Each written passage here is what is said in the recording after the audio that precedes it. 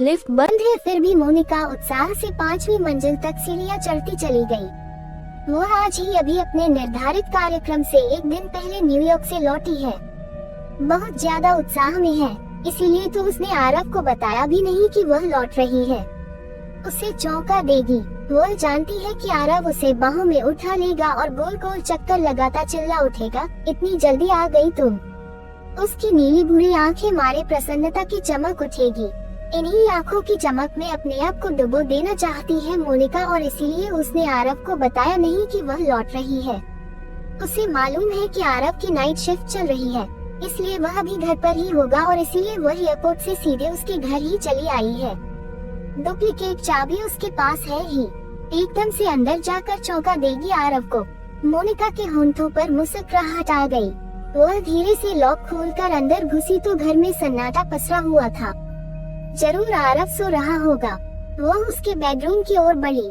सचमुच ही आरव चादर ताने सो रहा था। मोनिका ने झुककर उसका माथा चूम लिया। Oh dear Alisha, I love you कहते हुए आंखें बंद किए ही आरव ने उसे अपने ऊपर खींच लिया। लेकिन अलीशा सुनते ही मोनिका को जैसे बिजली का करंट सा लगा। वह छिटक पड़ी। मैं हूँ, मोनिका कहते हुए उसने लाइट जला दी। लेकिन लाइट जलते हो वह स्तब्ध हो गई। आरव की सच्चाई बेहद घृणित रूप में उसके सामने थी। जिस रूप में आरव और अलीशा वहाँ थे, उससे यह समझना तनिक भी मुश्किल नहीं था कि उस कमरे में क्या हो रहा था। मोनिका भौचक के रह गई। उसने सपने में भी नहीं सोचा था कि उसे अपने जीवन में ऐसा दृश्य देखना पड़ेगा। आरव को दिलोजान से चाहा है उसने। उसके साथ जीवन बिताने और एक सुंदर प्यारी सी गृहस्थी का सपना देखा है, जहाँ सिर्फ और सिर्फ खुशियाँ ही होंगी, प्यार ही होगा। लेकिन आरव ऐसा कुछ भी कर सकता है, यह तो वह सपने में भी नहीं सोच पाई थी। पर सच्चाई उसके सामने थी। इस आदमी से उसने प्यार किया। इस गंदे आदमी से घृणा से उसकी दिल कपकपा उठी। अपने नीचे गिरे पर्स को उठाकर और आरव के फ्लैट की चाबी वही पटक कर वह बाहर निकल आई। खुली हवा में आकर उसे लगा कि बहुत देर से उसकी सांस रुकी हुई थी। उसका सिर घूम रहा था, उसे मिट्टी सी आ रही थी, लेकिन उसने अपने आप को संभाला। लंबी लंबी सांस से ली। तभी आरव के फ्लैट का दरवाजा खुला और आरव की धीमी सी आवाज आई, मोनिका प्लीज मेरी बात सुनो। आई एम सॉरी यार। लेकिन जब तक वह मोनिका के पास पहुंचता, वह लिफ्ट में अंदर जा चुकी थी। इत्तेफाक से नीचे वही टैक्सी वाला खड़ा था जिससे वह एयरपोर्ट से यहाँ आई थी। टैक्सी में बैठकर उसने सैयद होते हुए अपने घर का पता बता दिया। टैक्सी ड्राइवर बातूनी टाइप का था।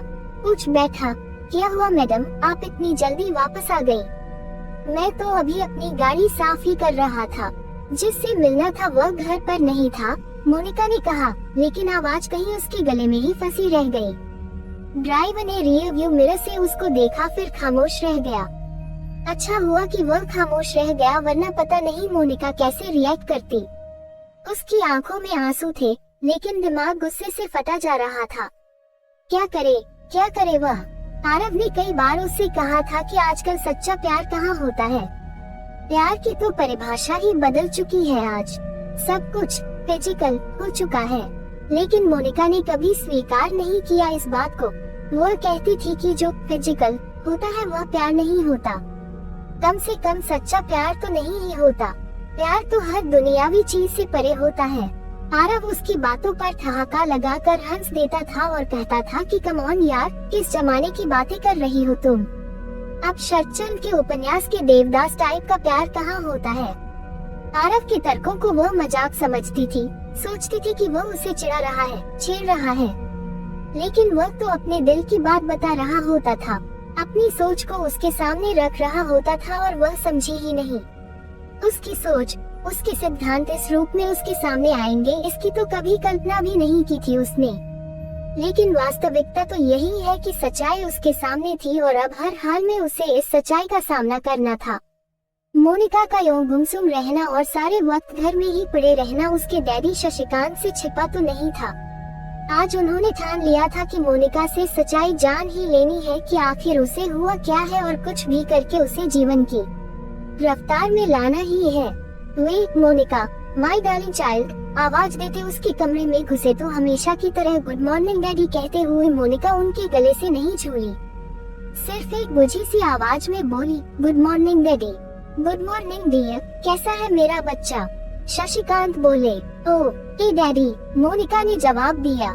शशिकांत और उनकी दुलारी बिटिया के बीच हमेशा ऐसी ही बातें नहीं होती थी।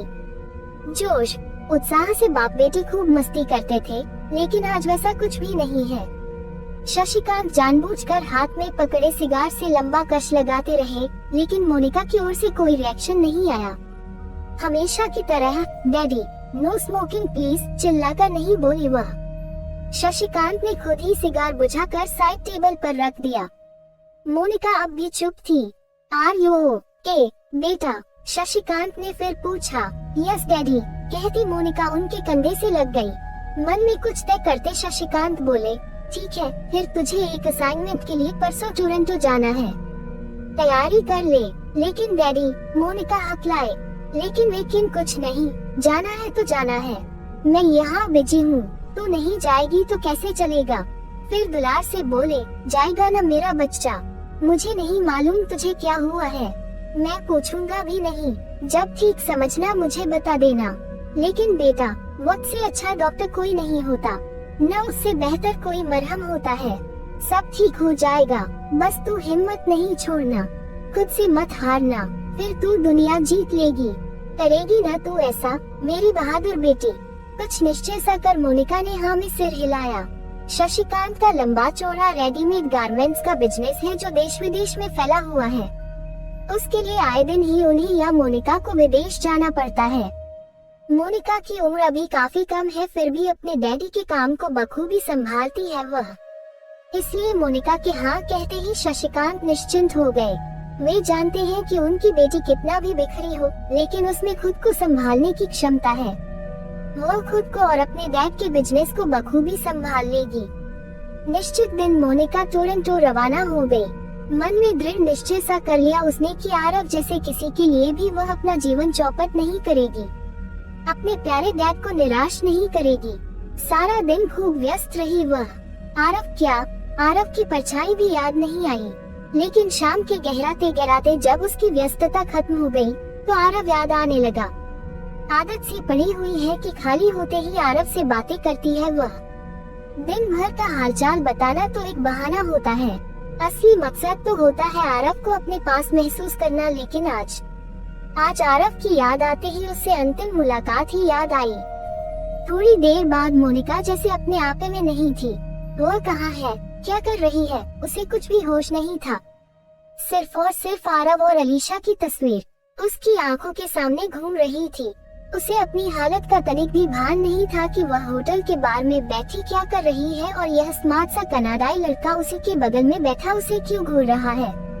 फिर अचानक ही उसने मोनिका का हाथ पकड़ लिया और बोला, may I help you? Any problem? Monica जैसे होश में आई। अरे, उसकी आंखों से तो आंसू झर रहे हैं। शायद इसीलिए उस लड़के ने मदद की पेशकश कर दी होगी। फिर उसने अपना गिलास मोनिका की ओर बढ़ा दिया, जैसे बिना कुछ सोचे समझे मोनिका पी गई। बदला लेना है उसे आरव से। उसने जो किया उससे 100 गुना बेवफाई करके दिखा देगी वह। कनाडाई लड़का एक के बाद एक भरे गिलास उसकी ओर बढ़ाता रहा और वह गटागट पीती रही और फिर उसे कोई होश नहीं रहा। थोड़ी देर बाद वह संभली तो अपने रूम में लौटी। फिर दिन गुजरते गए और मोनिका जैसे विक्षिप्त सी होती गई। अपने डैडी के काम को वह जुनून की तरह करती रही। आए दिन विदेश जाना फिर लौटना। इसी भाग दौड़ भरी जिंदगी में 6-7 महीने पहले यही इंडिया में वह अदीप से मिली और न जाने क्यों धीरे धीरे अदीप बहुत अपना सा लगने लगा। आरव के बाद वह किसी और से नहीं जुड़ना चाहती थी, लेकिन अदीप उसके दिल से जुड़ता ही जा रहा था। किसी के साथ न जुड़ने की अपनी जिद के ही कारण वह हर बार विदेश से लौटकर सीधे स्पष्ट शब्दों में अपनी वहाँ बिताई दिनचर्या के बारे में अदीप को बताती रहती थी। कभी न्यूयॉर्क, कभी टोरंटो, कभी पेरिस तो कभी न्यूजर्सी। नई जगह, नया पुरुष या वही जगह लेकिन नया पुरुष। मैं किसी को रिपीट नहीं करती, कहती मोनिका। इसको बेवकूफ बनाने की कोशिश कर रही थी, खुद को ही न। और ऐसे में अदीप के चेहरे पर आई दुख और पीड़ा की भावना को क्या सचमुच ही नहीं समझ पाती थी, वही या समझना नहीं चाहती थी। लेकिन यह भी सच था कि दिन पर दिन अदीप के साथ उसका जुड़ाव बढ़ता ही जा रहा था। उसकी इस तरह की बातों पर अदीप कोई प्रतिक्रिया नहीं व्यक्त करता था, लेकिन एक दिन उसने मोनिका से पूछा, आरव से बदला लेने की बात करते करते कहीं तुम खुद भी आरव तो नहीं बन गई मोनिका? नहीं, कहकर चीख उठी मोनिका, आरव का नाम भी न लेना मेरे सामने। नाम न भी लूं, लेकिन तुम खुद से पूछो, क्या तुम वही नहीं बनती जा रही, बल्कि शायद बन चुकी हो?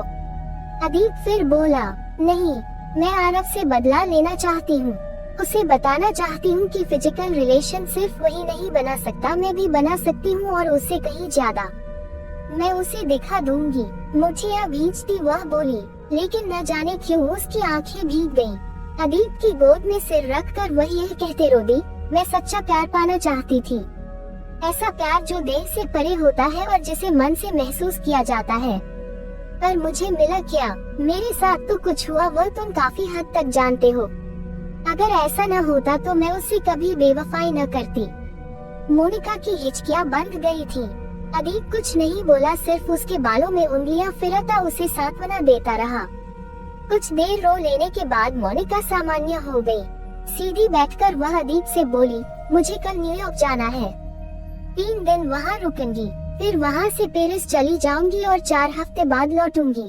अदीप कुछ नहीं बोला। दोनों के बीच एक सन्नाटा सा पसरा रहा। कुछ देर बाद मोनिका उठी और बोली, मैं चलूं? मुझे तैयारी भी करनी है। मैं तुम्हारा इंतजार करूंगा, हर बार की तरह इस बार भी। अदीप का छोटा सा जवाब था। एकाएक तड़प उठी मोनिका, क्यों मेरा इंतजार करते हो तुम अदीप? और सब कुछ जानने के बाद भी हर बार विदेश से लौटकर मैं सब कुछ सच सच बता देती हूँ, फिर भी तुम क्यों मेरा इंतजार करते हो? अदीप सीधे उसकी आंखों में झांकता हुआ बोला, क्या तुम सचमुच नहीं जानती मोनिका कि मैं तुम्हारा इंतजार क्यों करता हूँ? मेरे इस प्रेम को जब तक तुम नहीं पहचान लेती, जब तक स्वीकार नहीं कर लेती, मैं तुम्हारा इंतजार करूँगा। मोनिका की हिचकियां सी बंद गईं। अदीप के कंधे से लगी वह सुबक रही थी और अदीप उसकी पीठ थपक रहा था। देह परे मोनिका और अदीप का निश्चल प्रेम दोनों के मन को भिगो रहा था। तो दोस्तों, ये थी हमारी आज की कहानी। आपका क्या कहना है इस कहानी के बारे में?